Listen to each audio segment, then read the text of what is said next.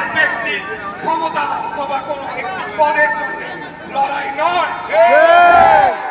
এই লড়াইটি নির্ধারণ করে দিবে যে এই বছর ডিসেম্বর মাসের মধ্যে আমরা আদৌ একটি জাতীয় নির্বাচন, যেখানে জনগণের সুষ্ঠু সঠিক ভোটদানের মাধ্যমে এবং সঠিক গণনা এবং ফলাফল ঘোষণার মাধ্যমে একটি জনগণের সরকার প্রতিষ্ঠা হবে।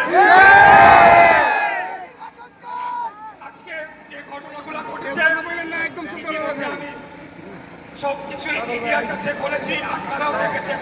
আমি খুবই সংক্ষিপ্তে আপনাদেরকে পুরো বিষয়টা আজকে বলতে চাই, খুব সংক্ষিপ্ত।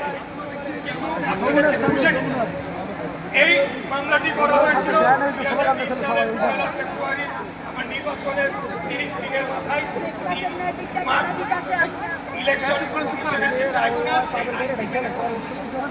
দীর্ঘদিন যাবত